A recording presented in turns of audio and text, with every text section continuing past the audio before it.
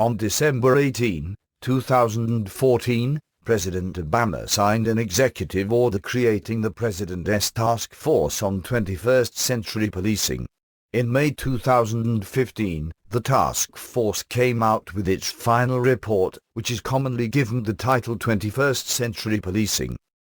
One of the report's recommendations, which the Obama-friendly media fixated on, concerns greater restrictions on transfers of military equipment to local police agencies.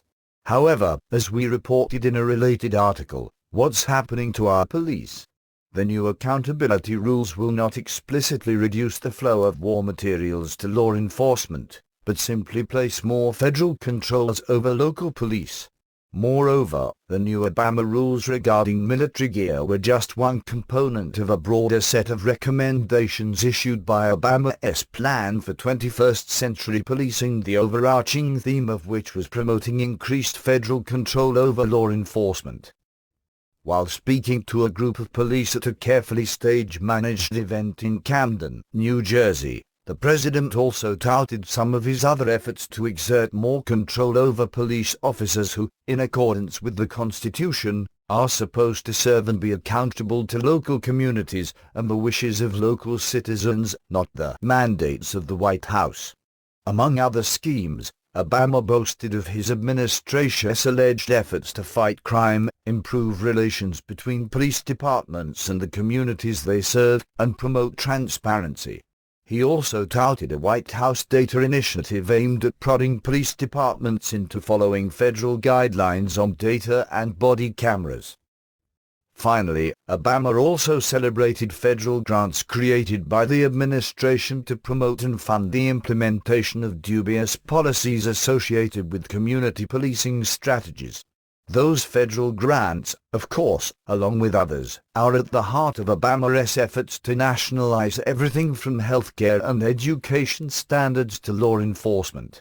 Among the schemes to be promoted with the new grants are national standards for police departments receiving federal funds. Some critics have started describing the plot as Common Core for Police, a reference to the Obama administration's Department of Education efforts to bribe states into imposing the deeply controversial national K-12 school standards and the associated federal testing regime. The effort also comes just a few months after United Nations Secretary-General Ban Ki-moon, citing Ferguson, demanded that American police submit to international standards. According to a report by Obama's task force released in March, two tentacles of the Department of Justice, the Office of Community-Oriented Policing Services, COPS, and the Office of Justice Programs, should provide technical assistance and incentive funding to jurisdictions that adhere to the White House plan, in return for receiving federal funds. The report also called for uniform federal standards for data collected by local police departments, and much more. Even before citing militarization of police as an excuse to usurp more control over local police, Obama was celebrating the recommendations of his task force, and demanding rapid implementation. I am going to be asking Eric Holder and the Justice Department and his successor to go through all of these recommendations so that we can start implementing them, he explained. I know one area that is going to be of great interest is whether we can expand the COPS program that in the past has been very effective, continues to be effective, but is largely underfunded. The recommendations offered a great opportunity to really transform how we think about community law enforcement relations, Obama said. We need to seize that opportunity, he continued, echoing the never let a crisis go to waste rhetoric of other statists. This is something that I am going to stay very focused on in the months to come. He certainly was not kidding. Just weeks after the report was released, the administration unveiled a list of 6 U.S. cities targeted to serve as pilot sites to develop and deploy federal guidance for local police, all of it supposedly to create better procedures, reduce racial bias, and regain citizens' trust. The plan, officially dubbed the National Initiative for Building Community Trust and Justice, will use U.S. taxpayer dollars to deploy experts and researchers charged with training officers to act in a manner that the DEA deems just, in essence doing the bidding of the Obama administration. Officially, the Justice Department will be helping local officials fight crime under the scheme, according to news reports. Initially, the program, which will cost American taxpayers almost $5 million, will aim to assess the relationship between local police and the communities they serve. Then, the DEA squads will work to develop plans supposedly aimed at enhancing procedural justice, reducing bias, and supporting reconciliation in communities where trust has been eroded, the Justice Department said in a statement announcing the plan. With more than two-thirds of Americans saying in a survey that the federal government is out of control and a threat to their liberties, it was not immediately clear how trust would be restored by deepening federal involvement.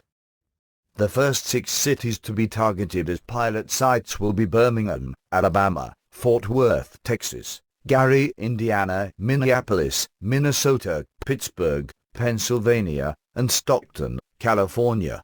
Fort Worth Mayor Betsy Price described the program as a tool to strengthen our partnership with the justice system. But other police departments are also in the crosshairs.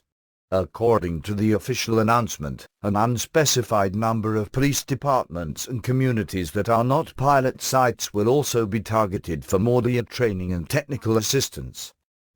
It bears mentioning that the DEA, which supposedly will guide local law enforcement in proper procedures, has in recent years been exposed training state and local police to view citizens' speech as potential indicators of terrorism, including among damning public expression mundane matters such as bumper stickers promoting the Bill of Rights or a U.S. withdrawal from the UN. Ironically, at the time of the announcements on pilot cities, the DEA was being led by disgraced Attorney General Eric Holder, who was held in criminal contempt of Congress for trying to stonewall an investigation into the administration's fast and furious scheme to arm Mexican drug cartels. The efforts to further nationalize and federalize law enforcement are also in line with Obama's campaign rhetoric about building a civilian national security force that is just as powerful, just as strong, just as well-funded as the U.S. military. And critics say the agenda should be ringing alarm bells nationwide. Americans everywhere should be very concerned about oversight of local police agencies, explained former Detective Jim Fitzgerald, the National Field Director for the John Birch Society, the parent organization of this magazine. The Constitutionalist group, which has chapters in all 50 states, has been running a campaign for decades called Support Your Local Police and Keep Them Independent. The effort is meant to, among other goals, protect local communities from having their police departments turned into tentacles of an all-powerful federal government. These steps to exercise and take control over police departments should raise a red flag among police officials and give deep concern to anyone who understands the history of national police forces, continued Fitzgerald. Have we so soon forgotten the Gestapo and the KGB, both national police agencies, that terrorized the citizens of Germany and Russia and led to the imprisonment and deaths of tens of thousands of innocent men and women? Has there ever been a national police force that benefited the citizens who live under it? Never.